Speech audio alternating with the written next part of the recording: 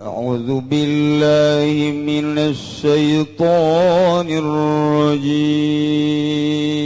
بسم الله الرحمن الرحيم اللهم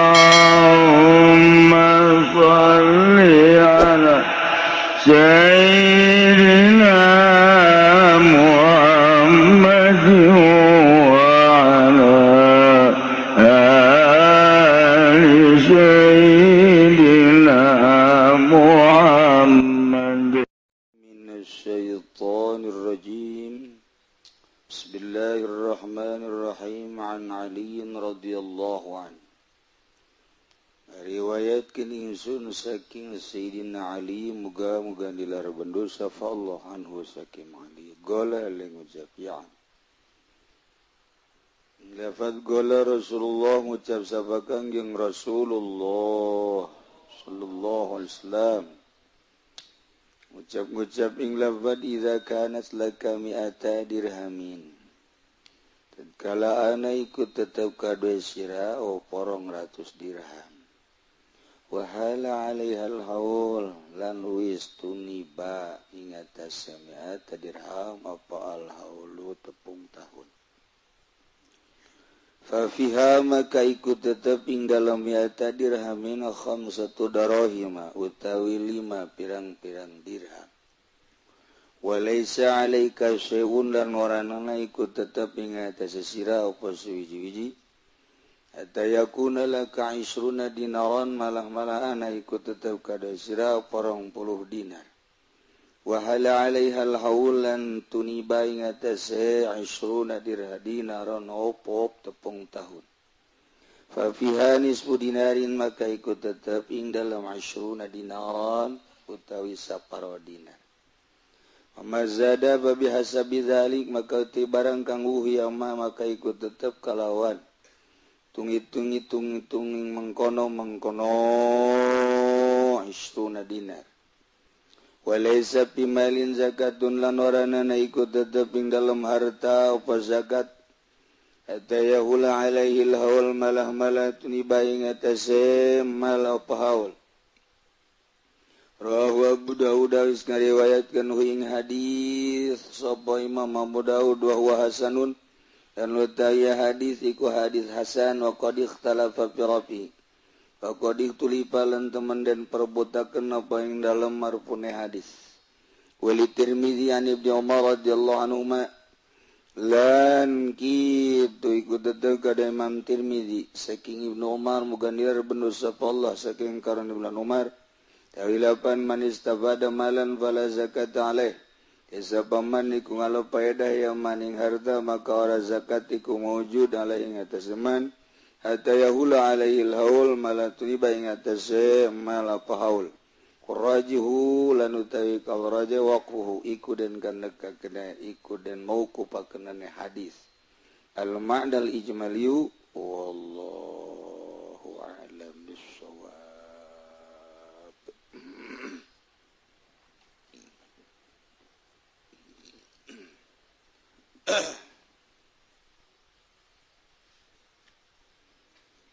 أعوذ بالله من الشيطان الرجيم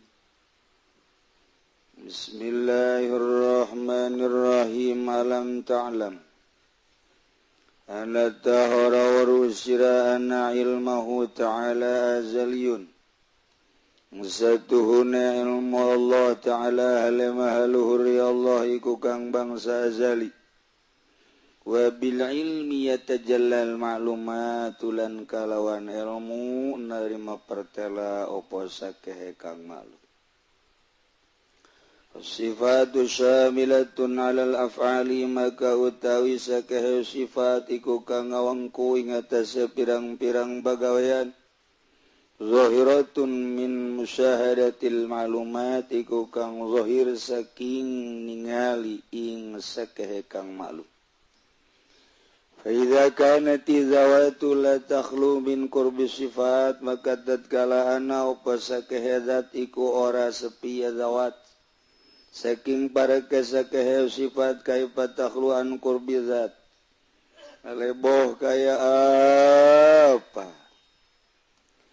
sepi saking para kezat al-arwahu apa pirang-pirang ruh al-aliyah tukang dukur al-muqaddasatu kang den bersihkeun al-asyqatul mustagriqah kang boron tutur kang narimangan tiing dalem pibahri wujudi dalam lautan wujud Allah al-maqasid minhu kang den sejapa minhu saking wujud wa hasilu kalamihi lan utawi hasil kalame musannif iku annal ma'iyata satuhune ma'iyah bil ilmi kalawan ilmu tastazimul ma'iyata bizat kunari mangengket ya ma'iyah ing ma'iyah kalawan zat lianna sifata la tubariqul mausufa kana satuhune sifat iku orana namisah kana sifat ing mausufa wa hadza sirru la yufimuhu la yafamuhu illa ahlul fana fi zat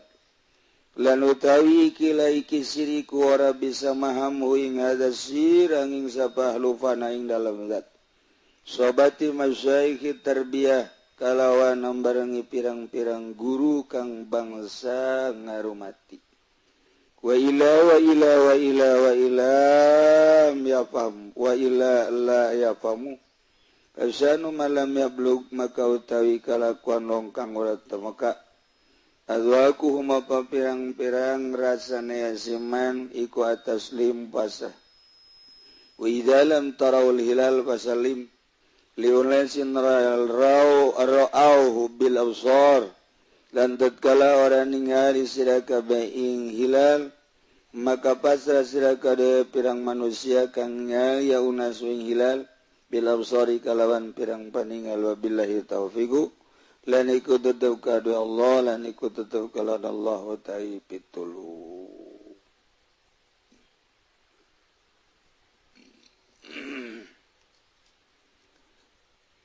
Alam ta'lam apakah anjeun teu nyaho bahwa ilmu Allah teh eta bangsa azali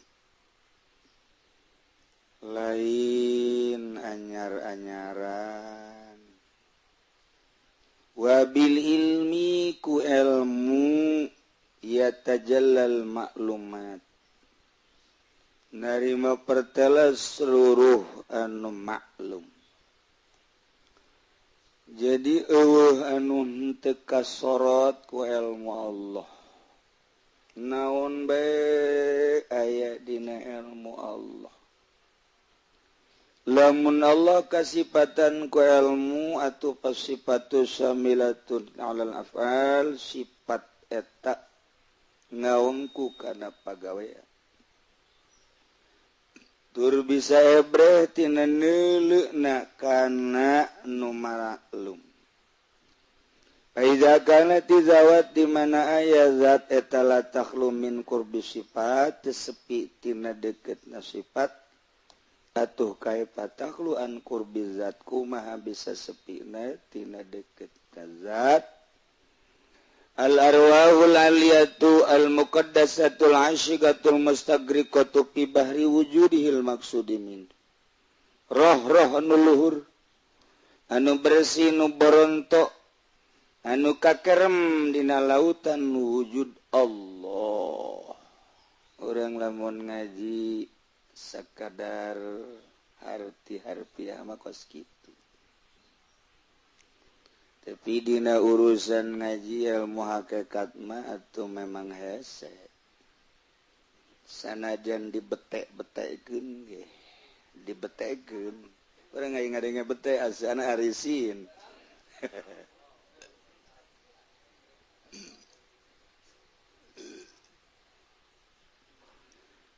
tetep bae hese lantaran tama bahasa sedengkeun ieu mah pan lain ilmu bahasa ieu mah ilmu zauqin nafsi rasa disebut ngaji diri ngaji rasa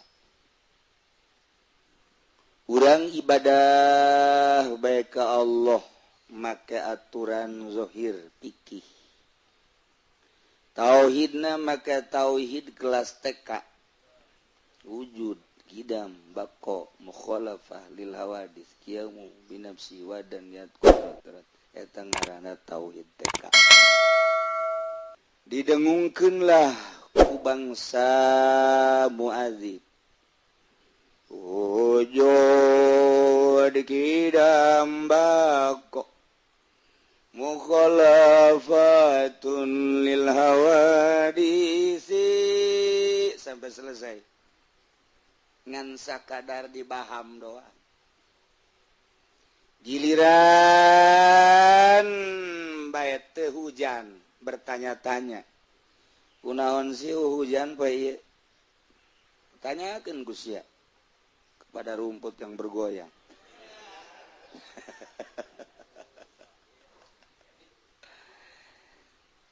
giliran baik nyalaten teu meunang sholawat kunaonnya kasingsal padahal dibaca wujud kidam bako mukhalafah li al-wadro wabil qadari khairihi wa syarrihi minallahi ta'ala eueuh nu perlu ditanyakeun lamun urang eta karasa ketika urang nyalaten teu meunang sholawat syarrihi asup ka aing secara zahirna padahal mah meureun dina hakikatna ulaheun ngadahar duit eta kunaon sih aing kitu dagang teh teu maju-maju pan tadi geus dibaca wabil qadari khairihi wa syarrihi minallahi kok masih bertanya-tanya berarti can boga rasa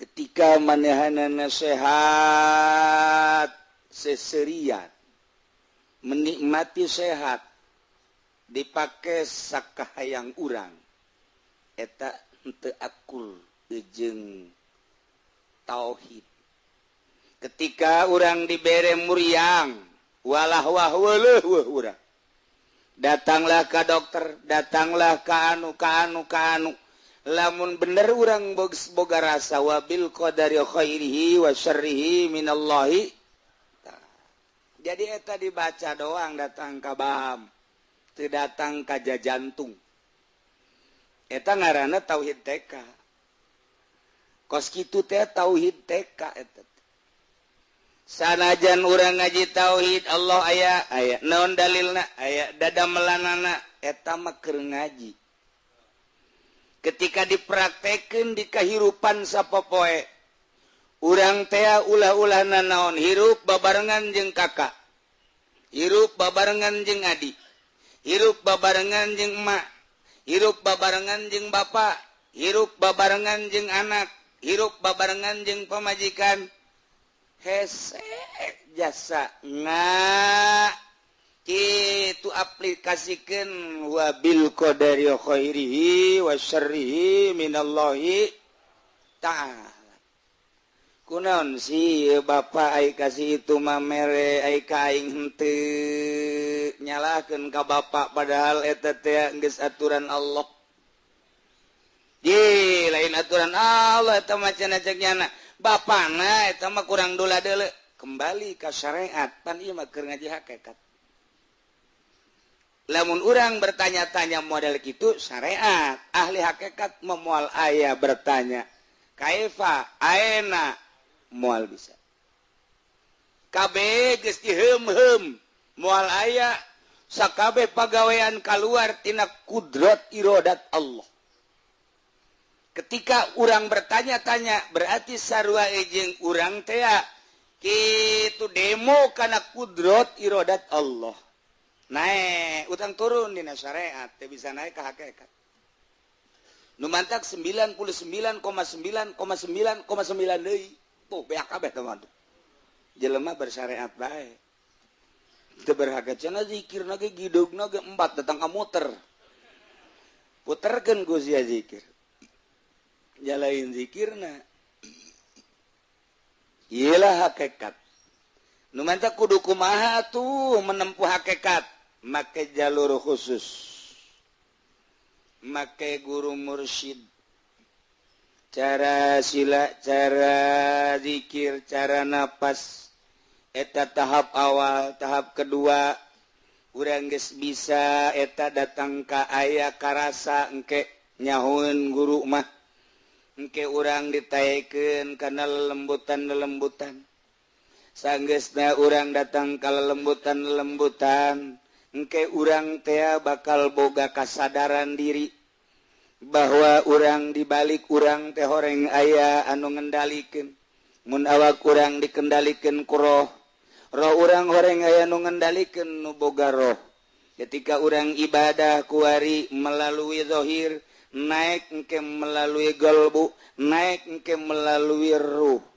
kahayangna ge urang tergantung urusan urang lamun kuari urusan awak bae terfokus ke awak urang wudu nage wudu zahir urang salatna salat zahir engke nage urusan awak bae teu meunang lapar saeutik patali jeung awak teu meunang dahaga saeutik patali jeung awak kitu keneh make papakean ketika panas hayang anu tiis ketika urang tiis hayang anu haneut kitu keneh urang lamun tariris pakean mah hayangan aya deui nu leuwih haneut hayang eta nu leuwih haneut simbut aya ramoan terus zahir ngaranna teureun-eureun urang teh lamun urang masih keneh urusan zahir ya urusanana urang di makom zahir ya urusan zahir wajen kukumaha ge urusan zahir bae nah lamun datang ka paeh datang ka dinya doang ya otomatis batin urang terbengkalai ke di akhirat sebab urang loba teuing urusan zahir naik teu salah henteu eta teh datang ka dinya awalan Kangjeng Nabi tabligh ditah nyaritakeun soal syariat geus datang ka dinya ieu haram ieu wajib ieu sunah sok eta ge syariat eta ge jalan ka Allah ngan eta mah urusan zahir kuari mah yang jalur khusus mulai orang urusan golbu kuari penyakit golbu kudu diusahakeun ku urang dipicenan ngaranna mujahadah merangan nafsu riyadhah ngaranna riyadhah hartina ngawarah nafsu lantaran di awak urang teh bisa hirup aya roh nu diciptakeun ku Gusti Allah teh leuwih ti hilabatan jasad diasupkeun ka awak urang dijanjikeun ku Gusti Allah kade sia roh ulah sambarangan engke supaya di mana maneh kaluar tina jasad balik ka aing supaya bersih deui ku aing disadiakeun surga di mana bobolokot ku aing disadiakeun neraka mangga cak roh siap abdi mah kajen kumaha ge ketika ditanya alastu birabbikum qalu bala mangga Gusti abdi moal ku ajen kumaha ge bade nuturkeun aturan Gusti gede hate eta roh asup ke awak di awak koreng aya mata aya celi aya irung aya sungut aya leungeun aya dubur aya kubul di dinya teh dibere horenganan nafsu dibarengan jeung watek mata boga nafsu diladenan ku ari nafsu teh ku mata jadi mata ngaladenan nafsu terus bae sakahayangna neule anu lenggik dideleukeun bae neule nu nyingkap dideleukeun neule nu hipu dua gunung dideleukeun malah dirontok nah roh pan sia janji roh pan cenah sia nek duturkeun roh teu berkutik geus dibejaan sing ade sia roh pan sia boga janji balik ka Allah bersih ternyata ku mata doang ge teu kuateun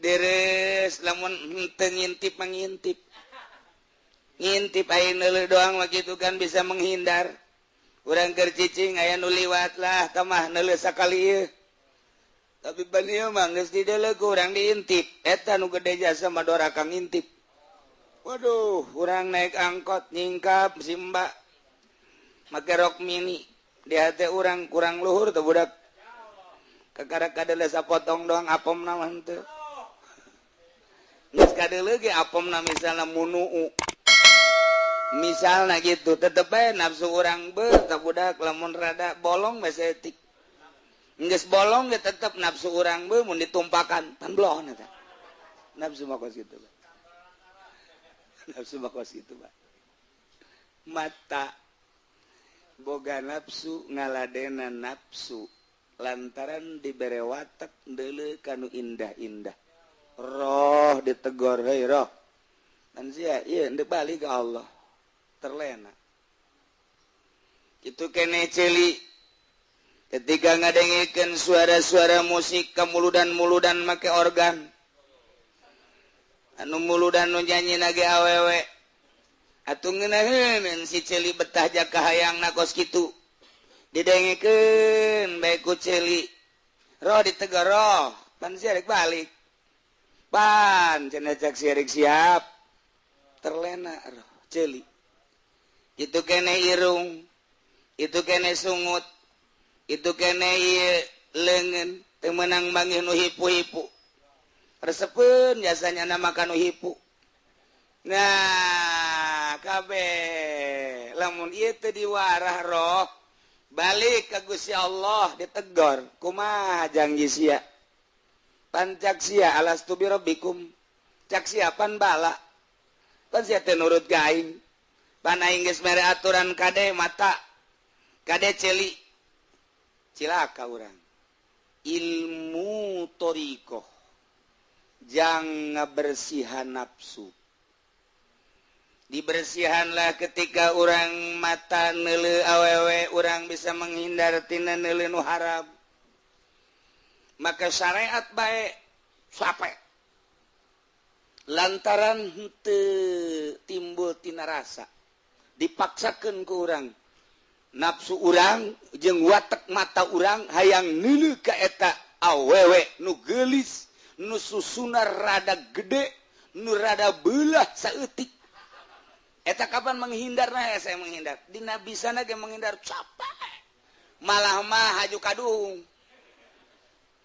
amat aing menghindar aya kadung capek tapi lamun diwarah mah nafsu embung sorangan iyalah torikoh supaya embung sorangan supaya teu hayang sorangan loyong ketika neuleu teu hayang teu dipaksakeun teu hayang bae lunak nafsu teh ketika ngadengikeun musik lamun urang dina syariat doang tetep bae capek dina henteu ge capek ngadenge melodi Oma Irama masyaallah merdu amat teh suarana jeung sajabana hindari ku urang capek malah timbul penasaran tapi ketika urang bertorikoh nafsu celina nu kurang diwarah mujahadah ngaranna merangan nafsu riyadhah ngaranna ngajar nafsu lunak nafsu teu hayang aya mah aya bae dardir-dur urang biasa bae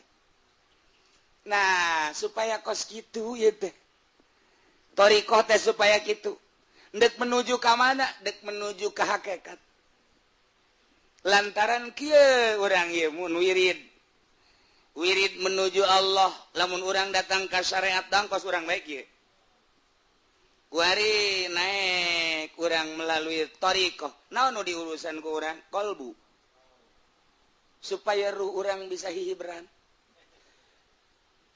kolbu urang dipicenan panyakit-panyakitna nafsu dipicenan ku urang diwarah mujahadah ngaranna ketika urang micena nafsu urang ngawarah nafsu urang perang jeung nafsu urang mau tidak mau 100% nafsu nuku urang di perangan ngalawan bentuk lawananana tergantungnya ngawujud jadi kuntilanak di hareupeun urang ngawujud jadi pocong di hareupeun urang sia ulah sok ngomong-ngomong zikir tengah peuting heuh bae di hareupeun pamajikan mah zikir teh ajunyana nyingkap poho ka zikir ceklak we menjadi jadi wali kos kitu cek malaikat atuh gugur teh mah di medan laga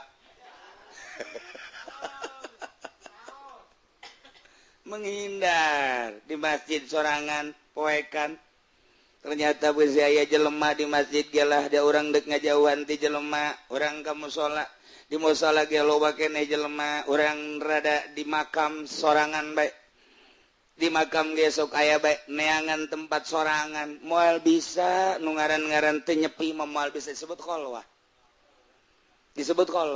dek ka Allah berarti manusia segala rupa jauhan ku urang mulai orang sila sesuai jeung petunjuk guru zikir sanggeus zikir tafakur muraqabah ieu nafsu urang teh pan galak di jero hate teh urang teh digoda ku nafsu urang coba hordeng mulai gegeberan gebrek ih naon teh sih gegebrekan gitu saset buka ke nutup deui ieu mah naonan da si hordeng gituan saset muka timbul hulu doang hehe mas si saha etanya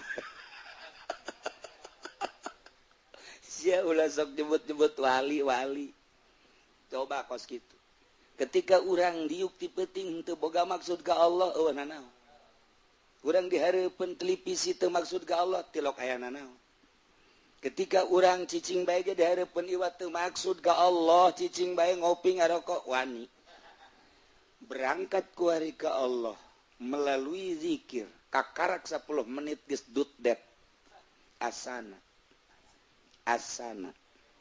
nu paeh tadi teh datang ka aing kajeun ku kumaha nafsu kan sebab deuk ka Allah nu teu digoda kabeh ge pasti digoda ulah torekat basi ngomong tah pelebah gogodaanan duh cenah kieu moal norekat atuh naon norekat deui lagi potongan sia majalin potongan torekat potongan madog sia mah tuh ih ieu norekat teh kholwah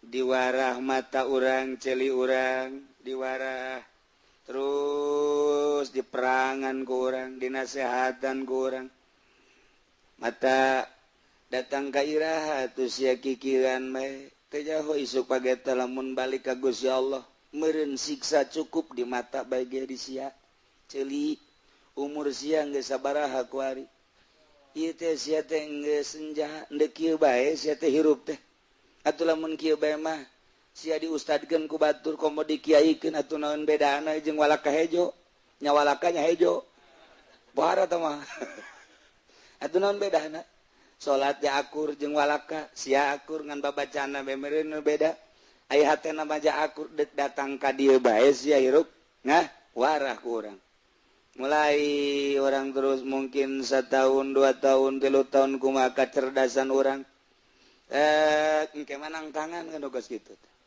nang tangan jurig ka dieu sia je barang sahana aing sieun meureun sia jurig aing jurig sama-sama jurig dilarang saling mendahului waduh cak jurig gorengnya geus jadi jurig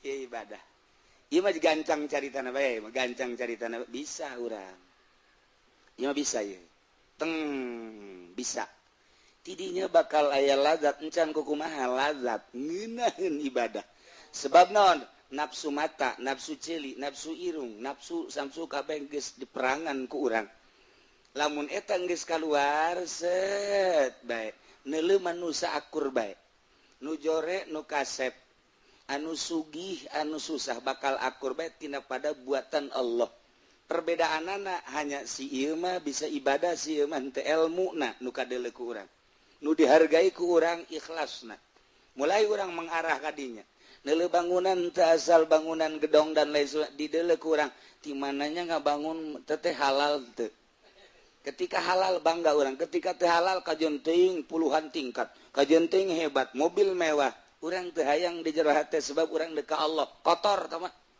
teu kabita saeutik ketika acan mulai urang lazat ibadah ko ngeunah maca Quran ko nikmat salat ko ngeunah lazat ngaranna mulai urang teh boga sifat panasaran ningkatkeun ibadah urang mah naik tidinya saeutik teh geus teu caritakeun makom-makom teu caritakeun ieu mah naik bae heulanan gancang caritana Nah mulai kuari jin dari ke urang dari ke lain dek nanaon dek ngabaturan urang hayang bareng jeung urang carita nama ngahadam lah ka urang nyana kadele ku urang tapi tengah ganggu nyana sujud di hareupeun urang dina harti nyana teh ngahadam ka urang lamun kabita ku ngahadam jin urang mandeg di dinya abaikeun ku urang abaikeun urang geus we jeung jin jeung bangsa makhluk nu karari itu teh geus eueuh masalah naik berarti cepet ieu mah cepet ieu mah padahal prosesna mah nyaho datang nyaho henteu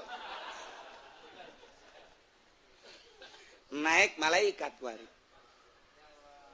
malaikat jadi malaikat daratang ka urang geus lain alam urang geus pana ninggalkeun basyariah urang numantak kuari teu datang kadinya lantaran urang urusan urang sehingga urang ngarasa bahwa diri urang aya satungtung urang boga rasa bahwa urang aya urang mandeg di dinya engke mah pan urang lamun zikir we pan naik zikir teh kuari malama budak engke naik lamak sudah ke naik lamat loba ujung-ujungna kan eta mah Allah nu mere taufik ka jero hate sulusup perasaan urang eueuh majzub ngaranna ditarik urang jadi manusia tapi perasaan urang sebagai manusia maju geus Allah mulai tadi dinya neran urang jeung jin urang naik deui jeung malaikat jadi malaikat teh ya di sekitar urang seungit ka ambeuna lain deui jeung jin kamari mah jin urang nyaho sorangan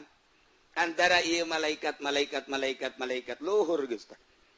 Wah ketika orang beki panasaran terus orang kakerem dina kudrat Allah nam tahta kitu mizanil aqdar cek Tuan Abdul Qadir hees maneh dina pancuran qadar jauh nu kaluar tina kudrat Allah ngaler ngidur nang kudrat Allah ngetan ngulon nang kudrat Allah nang tung diuk nang kudrat Allah kicip jeung peureum nang kudrat Allah nam tahta mizabil aqdar urang teh terasa diubang-abing ku kudrat urang teu boga perasaan urang mantak ieu ketika urang kedatang kadinya mau tidak mau kudu wahdatul wujud teu meunang paham wahdatul wujud teh teu meunang urang dongeng wahdatul wujud sasar sia tapi ketika urang berangkat pasti mengalami wahdatul wujud teu meunang so teh dicaritakeun teu meunang so teh dididikeun ketika urang deuk ka Allah mau tidak mau wahdatul wujud bae.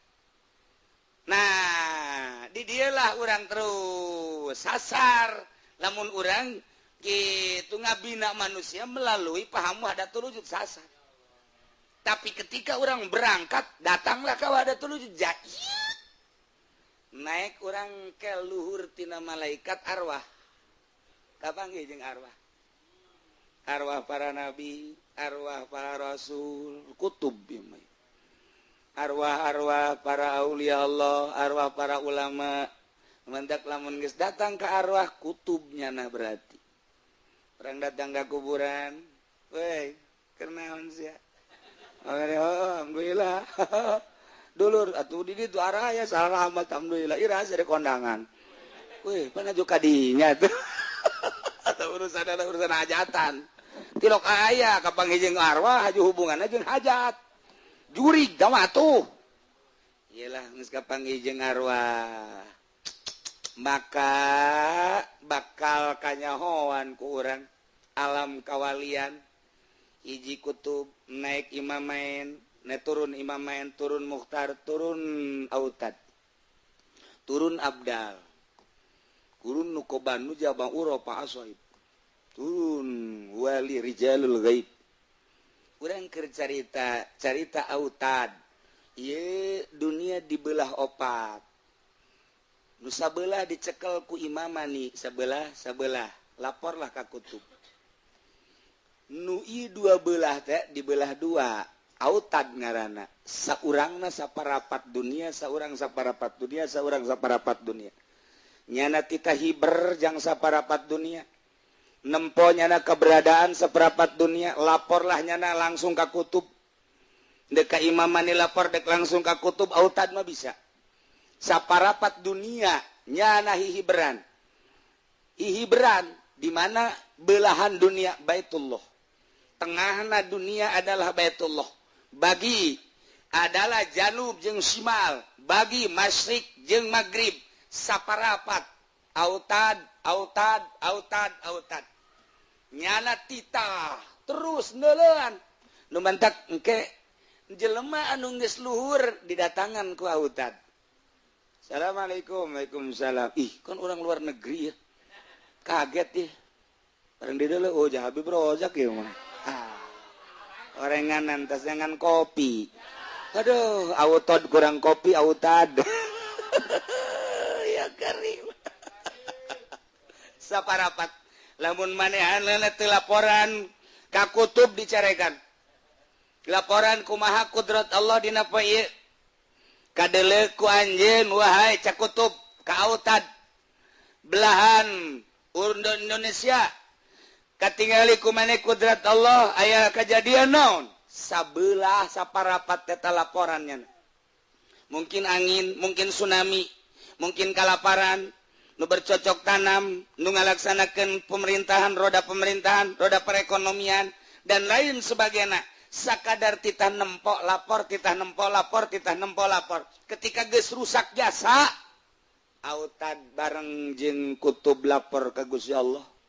Ya Allah, Gusti seperti etalah. Coba ya Allah, di dinya teh aya hamba-hamba Gusti. Cak Gusti di mana hamba aing anu zikir? Nyahoeun nyana. Aya di Bojong. Saha? Nu nyeunan sendal. Make merek nu sejen. Siksa cak Gusti Allah. Aya di Pandeglang. Naon? Tukang kadu nu buruk dijual bae. Laporannya na. Aya di Jakarta. Naon? Pemerintahan lana teu bareres KPG. Gempakeun. Lapor autad. Ketika coba deulean ku ari nu ibadah tengah peuting, lapornya. Nu batak nyambung nu ibadah hudang tengah peuting teh emang teu kanyawan nyahoan. Di dinya lagi ketika urang keur ibadah ka Gusti Allah datang aya di jero kamar bae. Assalamualaikum. Jurig. Geus moal aya jurig-jurigan geus datang nu kos kitu mah. Urang lamun nyaritakeun dimensi kewalian, Masya Allah. Pohara amat satu sisi penasaran, satu sisi ketika orang nyaritakeun pocong lambung. Ai geus nyaritakeun kos kituna ku hayang resep amat. Nah, mulai ti dieu. Zaman kitu wali sanga. Aya seorang wali ngaranna kitu Sunan Bonang. Sunan Bonang eta wali nu kasabaraha? Tuh, si mah beruang, bener atuh katiluar bahasa. Ngaran aslina saha? Dasar tukang mamaca berkat aya meureunnya.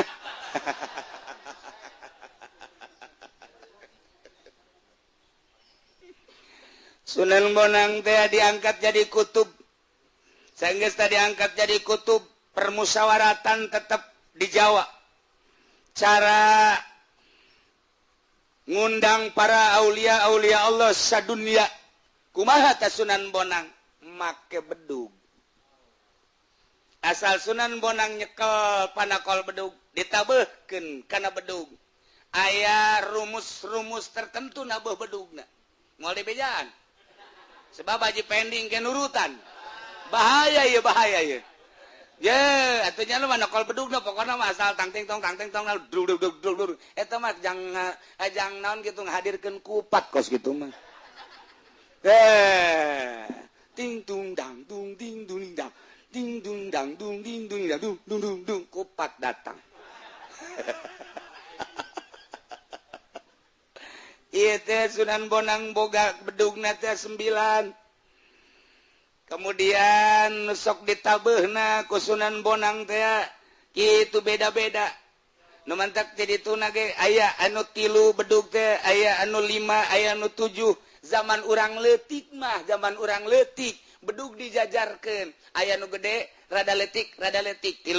aya nu 5 gede letik 5 aya nu 7 tala gudag siri eta teh kudu akur urang lamun nyaritakeun soal bedug we kuari mah geus teu katotor ku budak kuari mah teh nyahoeun kuari mah oh Haji Pendi mah nyaho aya tang eta tala gudag teh teu samarangan 3 bedug kudu akur 5 bedug kudu akur 7 bedug kudu akur je teu meunang samarangan meunang Sunan Bonang. Nah eta teh diurukan ku Sunan Bonang aya hiji istilah bedug nu ditaubeuh ku Sunan Bonang jang ngundang para aulia Allah tabeuh ku Sunan Bonang moal bejaan lah pokona sorong bedugna aya cara-carana dak begitu ya daratang ti mancanegara asoib datang nukoba datang nujaba datang kabeh dararatang lamun endek aya permasalahan ieu teh terlalu rit permaksiatan di daerah anu ieu lamun henteu ku urang ditanggulangi ieu bakal aya siksa ti Gusti Allah urang usul dengan sekemampuan urang Allah membuka lebar-lebar mun tadi sorangan Gus Dur bisa mukakeun tak lulus kapal nyambung deui lain bantrak-bantrakeun. Ikir carita kakarak seseorang. Masih kena aya di Indonesia anu ngabogaan karomah. Ikir carita diundangna make bedug kok bedug ditabeuhna di Jawa kunaon nu di Mesir datang. Bedug ditabeuh di Jawa, di Syria datang, di Turki datang, di Madinah datang, Mekah datang. Kumaha sih tak kadengena suara bedug? Wah, apa pan hari mah? Ku hari mah HP Haji Pendi mah jadul pan. Boro-boro datang kami so kapan anak nageh kunyana di SMS teh datang. Jadul. Aduh Gusti Allah nu agung.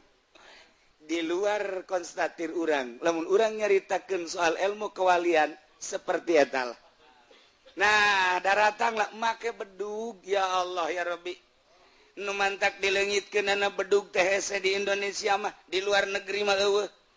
Urang nyaritakeun di Mesir sugan aya bedug, di Syria sugan aya bedug, moal aya sebab anu ngaayakeun undangan melalui bedug adalah di Indonesia leungitkeun, moal bisa dibidahkeun, moal bisa leungit.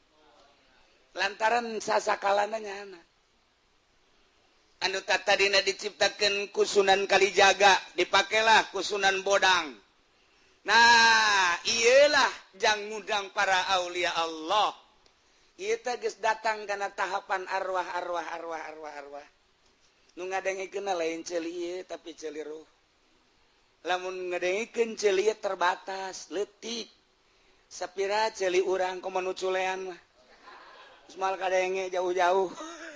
Itu keneh mata nu rabun mah tapi lamun ngadenge nama keceli nu ieu di jero ngambeuna make celi nu ieu irung nu ieu neuleuh make dedeulean nu ieu dunia leutik mantak dipertanyakeun dina ilmu kawalian eta jelema sadunya wali-wali daratang dengan cepat memenuhi undangan Sunan Bonang ieu apakah itu nanu hiber, apakah dunia na ieu bumi nanu dileutikeun timbullah permasalahan.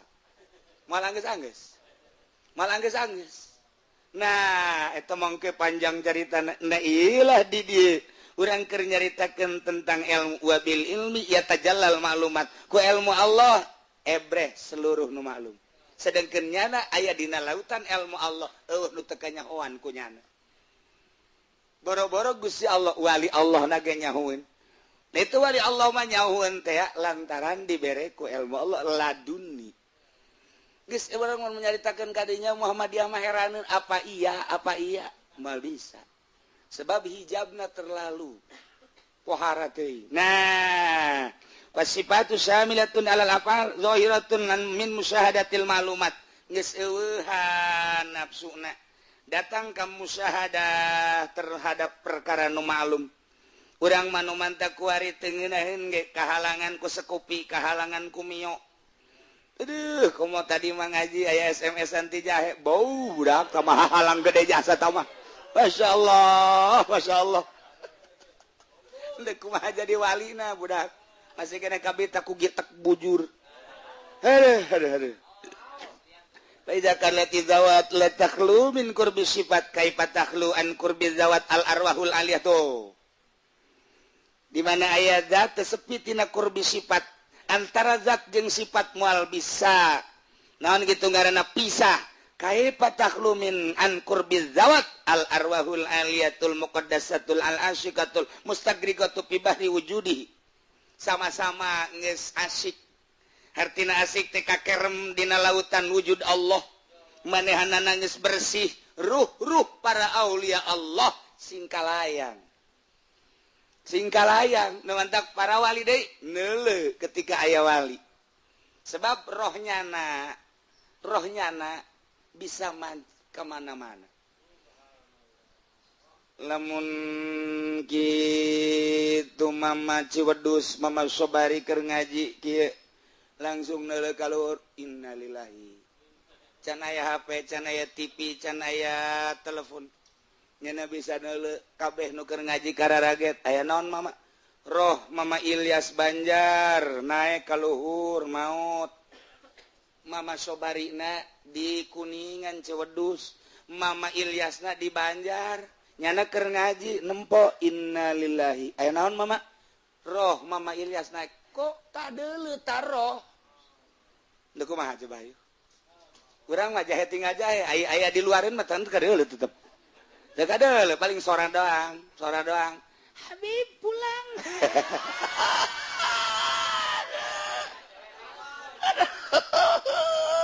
Aya menyatu jeung jurig. Urang lamun carita belah dieu urang mun nyarita keterlaluan meureun mun nyaritakeun Habib Lutfi, beusi keterlaluan. Geus datang kadinya model. Bisa ngobrol jeung Sohibul Makbaroh berarti para arwah. Ditaluturkeun lah ku jelema nu totorekatan. Nah, Kipu Doli ka Banten. Balik deui lah cak Kipu Doli konan. Eueuh. Keur ka mana pud? Ondangan. Maulana Hasanuddin ondangan. Tinggal ditanya be Hasanuddin mana pud? Iyalah ala kadar orang nyaritakeun dimensi dunia kawalian nuku urang dibaca. Geus hasil kalami wallahu a'lam bissawab.